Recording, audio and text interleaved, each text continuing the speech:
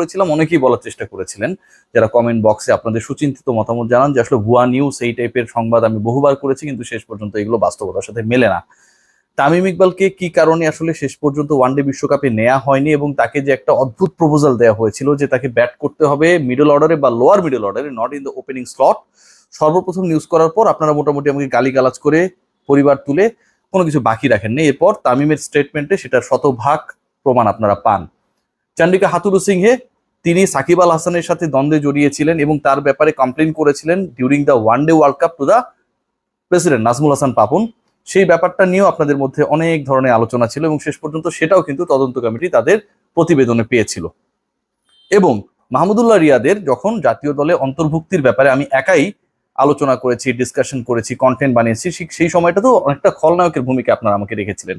মাহমুদুল্লাহ রিয়াদ সেই বিশ্বকাপে খেলেছিল, বাংলাদেশের হয়ে হাইস্ট রান করেছিল। তামিম ইকবাল কেন্দ্রিক যে আলোচনাটা, যে তামিম ইকবাল আবারও ফিরছেন চ্যাম্পিয়ন্স ট্রফিতে, তামিম ইকবাল বাংলাদেশের হয়ে আবারও ব্যাট করবেন, আবারও ওপেনিং এ আমরা বাঁহাতি বাংলাদেশের ইতিহাসে সর্বকালের সেরা ওপেনারকে দেখতে পাবো, সেই সংক্রান্ত যে আলোচনা আমি প্রায় সপ্তাহ দুয়েক আগে করেছিলাম, তার কিন্তু বাস্তবায়নের পথ কিংবা সেই আলোচনাকে আসলে ওয়ান স্টেপ এগিয়ে নেবার ক্ষেত্রে অন্য মিডিয়াগুলো রাইট নাও ভূমিকা পালন করছে। আপনারা যদি নিউজ ফলো করার সুযোগ পেয়ে থাকেন, গত দু একদিনে যে নিউজগুলো হয়েছে, তামিম ইকবাল কেন্দ্রিক প্রশ্ন অনেক বেশি আসছে। Jalal Yunus cricket operations chairman, তাকেও প্রশ্ন করা হয়েছিল তামিম ইস্যুতে, তিনিও ইতিবাচক উত্তর দিয়েছেন। নাজমুল হাসান পাপনকে গতকাল প্রশ্ন করা হয়েছিল তামিম কি ফিরছেন কিনা, তামিমের সাথে তার ফেরার ব্যাপারে নাজমুল হাসান পাপন ডিসকাস করবেন এবং তাদের দুজনের মধ্যে কথা চলছে, নানা ইস্যুতে আলোচনা হচ্ছে, কিন্তু এই আলোচনাটা এখন পর্যন্ত হয়নি। নাজমুল হাসান পাপন এটা বলেছেন আবারও বলছি যে তামিম ইকবাল খান এমন একজন ক্রিকেটার, তিনি প্রিপেয়ার্ড হয়েই আন্তর্জাতিক ক্রিকেটে ফিরবেন, এটা অনেক মিনিং ক্যারি করে। তিনটা প্রশ্নের উত্তর আমরা মেলানোর চেষ্টা করি। নাম্বার ওয়ান, ন্যাশনাল ক্রিকেট টিমের ম্যানেজমেন্টের সাথে যারা জড়িত রয়েছেন, চন্ডিকা হাথুরু সিংকে আমরা একদিকে সরিয়ে রাখি, তারা কি তামিমকে জাতীয় দলে আবারও ফেরাতে আগ্রহী কিনা? উত্তর হচ্ছে হ্যাঁ। তামিমকে জাতীয় দল নির্বাচনের সাথে এবং জাতীয় দল পরিচালনার সাথে যে অর্গানগুলো বাংলাদেশ ক্রিকেট বোর্ডে কাজ করে সবাই চায় তামিম ইকবালকে ফেরাতে। Point two, most important point কিন্তু এটা, তামিম ইকবাল কি আবারও জাতীয় দলে ফিরতে আগ্রহী?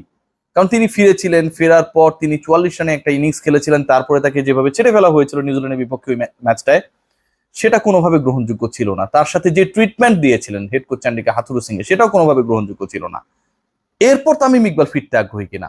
উত্তর হচ্ছে হ্যাঁ। জাতীয় দল পরিচালনার সাথে যারা জড়িত তারা ফেরাতে চান, উত্তর হ্যাঁ। তামিম ইকবাল ফিরতে আগ্রহী কিনা, এটার উত্তরও হচ্ছে হ্যাঁ। থার্ড যে পয়েন্ট, জাতীয় দলে এই মুহূর্তে তামিম ইকবালের দরকার রয়েছে কিনা, মোস্ট ইম্পর্টেন্ট, আগের দুইটার থেকেও বেশি গুরুত্বপূর্ণ, এটার উত্তর ইয়াস। তামিম ইকবালের পরে অনেককেই প্রপার তামিম ইকবালের রিপ্লেসমেন্ট, বেটার রিপ্লেসমেন্ট বানানোর চেষ্টা করা হয়েছে। কিংবদন্তি ক্রিকেটার লিটন কুমার দাস একসময় বলেছেন ঠিক না, মানে তার সমর্থক বা তার যারা সাপোর্টে সবসময় থাকেন তারা বলার চেষ্টা করেছিলেন যে লিটন আসলে বাংলাদেশে বিরাট কোহলি হতে পারছেন না, কারণ তামিম ইকবালের সাথে পার্টনারশিপ করতে হয়, তামিমের কারণে তার ওপেনিং এ স্ট্রেস বেড়ে যায়। সে লিটন মোটামুটি গত 1.5 বছরে তামিমকে ছাড়াই ব্যাট করেছেন এবং লিটনের পারফরমেন্সটা কি এবং বাংলাদেশ দলে তার কন্ট্রিবিউশন কি সেটা আপনারা দেখছেন। থার্ড পয়েন্ট আলোচনা করছি, তামিমের দরকার রয়েছে কিনা। নাইম শেখকে খেলানো হয়েছিল, কি অদ্ভুত ধরনের আউট হয়েছিল, মনে করতে পারেন গেল এশিয়া কাপে নাইম শেখ কি ধরনের ক্রিকেটটা খেলেছিল। ছোট তামিমকে সুযোগ দেওয়া হয়েছে এবং তিনি যেভাবে হতাশ করেছেন, মাঝে মাঝে দু একবার ধূমকেতুর মধ্যে জ্বলে উঠলেও সেটা আসলে কারোর জন্যই কাঙ্ক্ষিত ছিল না। এনামুল বিজয় সুযোগ পেয়েছিলেন, তিনিও জাতীয় দলে তার জায়গাটা ধরে রাখতে পারেন নাই। সো এমন একটা সিচুয়েশন, ন্যাশনাল টিমে ওপেনিং এর এই মুহূর্তে অবভিয়াস চয়েসকে আপনি যদি জিজ্ঞেস করেন কাউকে, যে মানুষটা বিবেক বুদ্ধি রয়েছে, তিনি প্রপার কোনো উত্তর দিতে পারবে না। আবার আপনি যদি মনে করেন যে তামিম ইকবালকে কি আবার আমরা ফেরাতে পারি, যেই মানুষের বিবেক বুদ্ধি রয়েছে এবং তামিম ইকবালের গেল 1.5 দশকের কন্ট্রিবিউশন মাথায় রয়েছে, তিনি বলবেন ভাই ওরে নিয়ে আসো যেভাবে পারো। সো বাস্তবতা এমন একটা পর্যায়ে পৌঁছেছে যে তামিমকে অবজ্ঞা করা হতো এবং তার জন্য বাংলাদেশ দল প্রপার খেলতে পারে না, স্ট্রাইক রেট নিয়ে সমালোচনা, বাংলাদেশের অ্যাঙ্করিং রোল তিনি প্লে করেন সেটা নিয়ে সমালোচনা। সেই তামিম ইকবাল এখন জাতীয় দলের অবভিয়াস চয়েসে পরিণত হয়েছে। তামিম ইকবাল ফিরতে চান। এখন তামিম ইকবাল ফিরবেন কবে? নাজমুল হাসান পাপনের সাথে তার বৈঠক কি আদৌ হবে? এই বৈঠক তো সেই বিপিএল থেকে হচ্ছে, সেই জানুয়ারি ফেব্রুয়ারি থেকে হচ্ছে, এখন অগাস্ট মাস কলিং, এখন পর্যন্ত সেই বৈঠকটা হয় নাই। বৈঠক হবে, আলোচনাও হবে এবং আলোচনার পূর্বে একটা গ্রাউন্ড ওয়ার্ক বলে ব্যাপার থাকে। নাজমুল হাসান পাপন প্রকারান্তরে একটা ব্যাপার বলার চেষ্টা করেছেন, তামিমের সাথে আমার কথা হয় না এমনটা না, তামিমের সাথে আমার কথা হয়, কিন্তু ওই বিষয়ে কথা হয় নাই। তার মানে তামিম ইকবাল এবং BCB president, both the parties, they are linked right now. ওই বিষয়ে কথা হয়নি এবং ওই বিষয়ে কথা নিশ্চয়ই হবে। ও যেহেতু বলেছে কথা বলবে, তার মানে কথা হবে।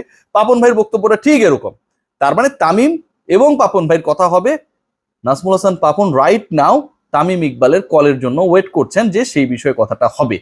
তামিম ইকবালের যদি আন্তর্জাতিক ক্রিকেটে ব্যাক করার কোনো ইচ্ছা না থাকতো, তাহলে এই যে কথা হবে আর কথা হওয়া নিয়ে এই যে হচ্ছে একটা অপেক্ষা প্রতীক্ষা, এই বিষয়টা ভাই থাকতো না।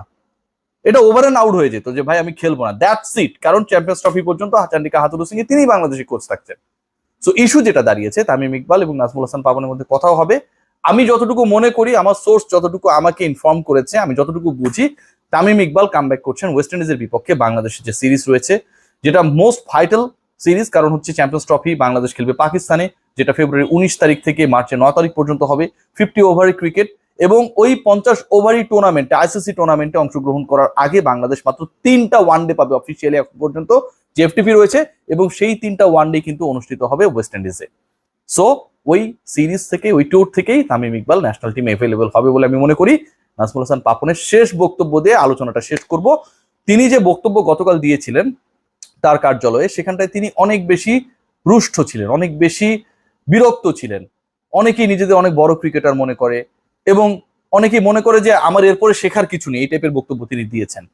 তামিম প্রসঙ্গ যখন এসেছিল, নাজমুল হাসান পাপনের বক্তব্যটা খুব স্পষ্ট ছিল। তিনি বলেছেন, আমি তো মনে করি ও যখন খেলবে প্রিপেয়ার্ড হয়ে আসবে। আবারও বলছি, ওর মতো ক্রিকেটার উইদাউট প্রিপারেশন ন্যাশনাল টিমে এসেই খেলে দিবে বা এসে খারাপ করার জন্য ন্যাশনাল টিম ভুক্ত হবে, সেরকমটা না। খুব পজিটিভ ভাইব। তামিম ইকবালের জন্য অপেক্ষা। তামিম ইকবাল ফিরছেন, মোটামুটি নিশ্চিত থাকতে পারেন। এবং সকল পক্ষ এখন মোটামুটি একটা জায়গায়, চান্ডিকা হাথুরু সিং এ ছাড়া, তামিম ইকবালকে ফেরানোর ব্যাপারে। লেটস সি তামিম ইকবালকে দেখা যায় কিনা আসন্ন ওয়েন্ডেজ সিরিজে। সবাই ভালো থাকবেন।